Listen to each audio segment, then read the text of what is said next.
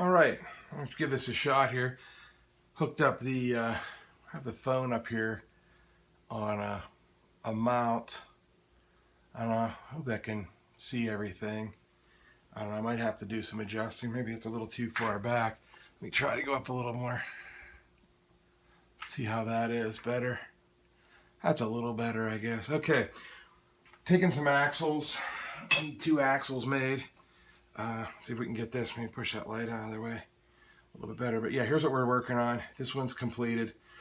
What I'm looking at is an overall length. Let me look at the plan here. 8 3/4.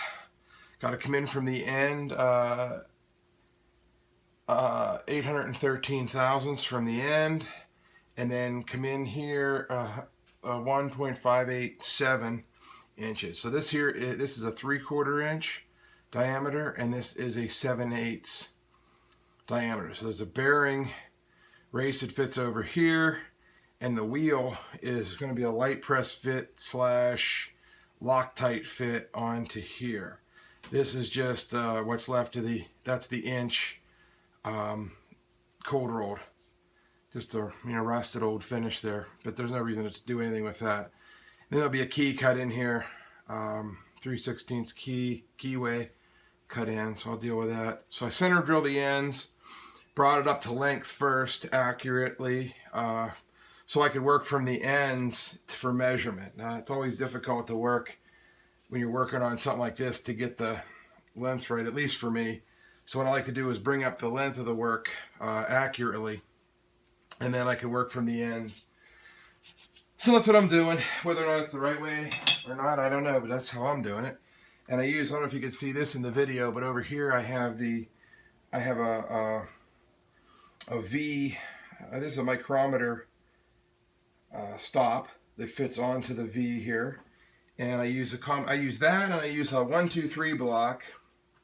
I keep handy here, and being that this only does about an inch, I use my, I got my 1, 2, or 3. I put that in there, and I can add to it to get different dimensions. So I can move that way down. So as I'm starting from the end, I bring up the tool bit on the end, and then I'll space off how far in I need to go, and then I'll take the cut to the stop, and then I know that I've got my cut. So the first one we're going to work on here is the 813 cut. So that's the first one we're going to do.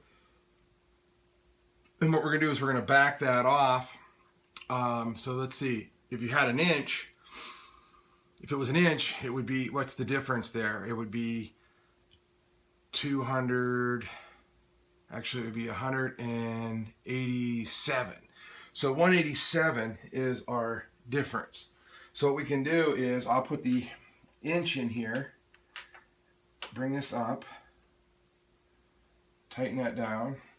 Okay, now I know I have an inch between here, and there's an inch in there. Now all I have to do is extend that closer to the carriage by 187. And that'll subtract off. Then I'll end up with a total movement of 813. So let's go ahead and take that out. There's 50. There's 100. 10, 20, 30, 40, 50, 60, 70, 80, and 5, and 7. Okay, so if I bring that tool bit away, I do a test, I bring it up, I should be, yep, right there. Perfect. So we're snug, we're good. What I like to do first is I will bring in the cutter. This probably isn't, I cut these ends on, rough these out just in the straight up 3 jaw, so we know it's probably not not accurate. So what we're gonna do is just get a feel where we're at here. Yeah, I got a good bit I can take off. So what we're gonna do is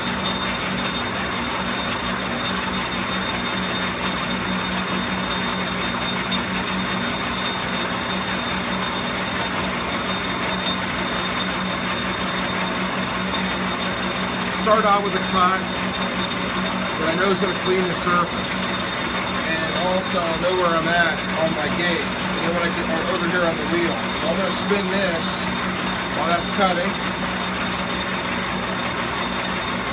I like to take that to 0. There, so I'll zero out there. Now all I have to do is measure that, figure the difference, take it in, and I should be right on the money.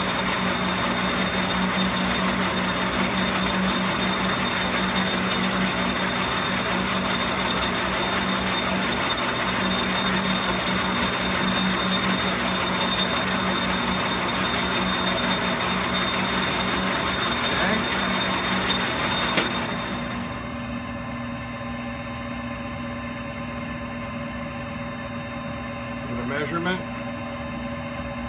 I'm going about 30.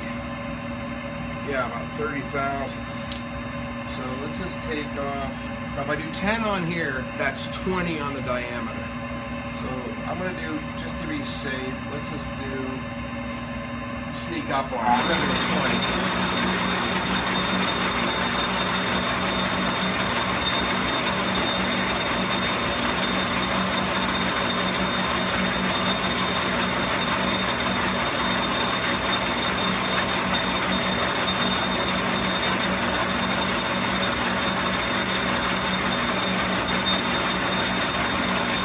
Yeah, so what we're doing is we're just going to take that down. Probably the next pass, I can probably be right on the money on this. Don't want to spend a whole lot of time making, hundreds of cuts. We just want to get there as soon as we can. Ideally, it'd be great if we could do it all in probably 1 or 2. And actually, you can. Once you know your machine, my problem is with this thing, I use it so infrequently. I forget some of the idiosyncrasies of it. So I like to sneak up on things sometimes.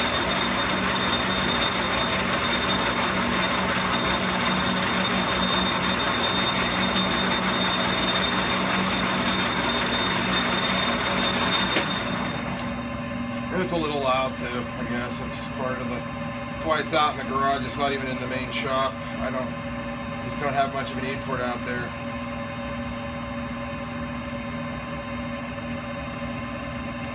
Okay, I'm within 12 right now.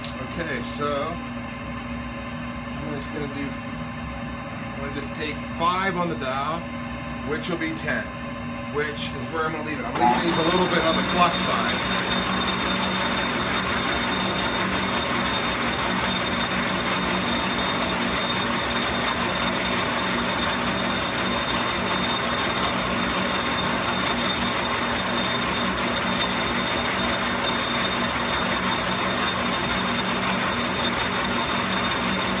Get to the end,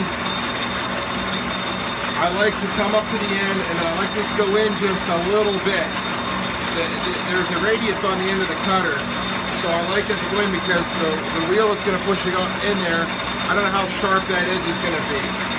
So if I just go in a little bit, I end up with a bit of a rounded bottom and actually be further in than catching it on the edge of the wheel.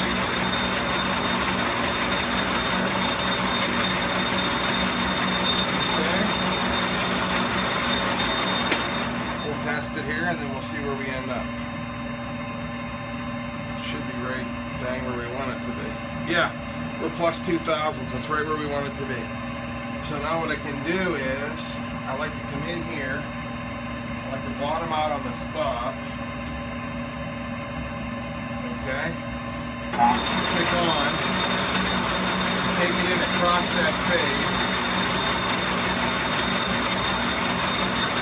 Touch down in that groove. That's it. And then it just takes down, and then now when you look at that, then I actually have room to put a sharp 90 if that's what ends up sliding on there. Not to worry about it. Okay, so the next thing we'll try to do is we'll work through the 7/8. So what I'm going to do, I'm going to come up here, touch the bit off the end. Actually, this distance we're not worried about, so I'm not even going to worry about that one. We're just gonna go to where it's cut, actually, because that doesn't. there's extra space in there for this bearing. There's no that bearing actually has set screws on it that's centered, so we're going to be fine on that. So let's go ahead and see where we are on this diameter.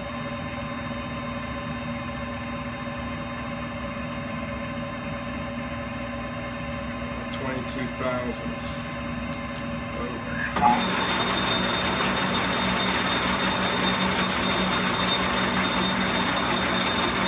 Touch off.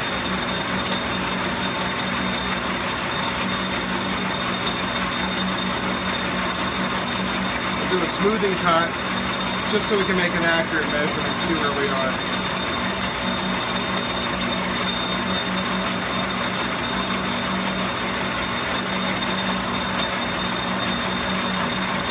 I know this isn't the most accurate way, running this other end in a 3-jaw chuck, but for what I'm doing, and the way this is set up, this is more than precise enough for what I need. It's a slow moving, slow rotating, not a big deal. Actually, on this end, it's going to be concentric because you're coming off from the center, the live center. And actually, this chuck is not bad. I've tested this in the past on small diameter. I might only have 1 or 2 thousandths to run out on this end, on this chuck, believe it or not.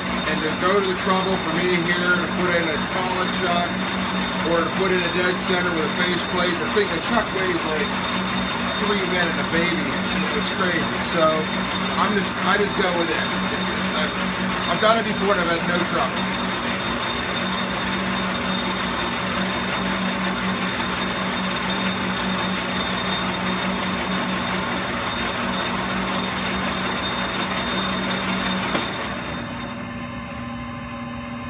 So this is actually pretty good. I'm surprised. Okay, we take a look. We're at 10 thousandths. Okay, so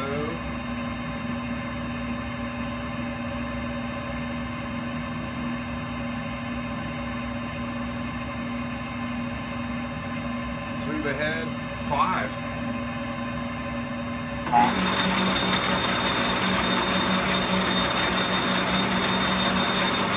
Course going in 5, as we all know, at least the way this is. I think that's called direct read, or whatever you turn here is what the cross slide moves in. I know there's some lathes where whatever it has on here is calculated for the diameter. I'm not sure which way is better. At least every lathe I've ever worked on, my South Bend, this one, has always been direct read, so that's what I'm used to. I like the deal where you can take this, what is it? What do you set this to? I think, is it the 30 degrees, is it? And you can make this go from direct read to be the diameter. I forget what that number is. I know it's not 45, obviously. That would be square root of 2. Yeah, it's I think it's 30. We're coming up on the shoulder.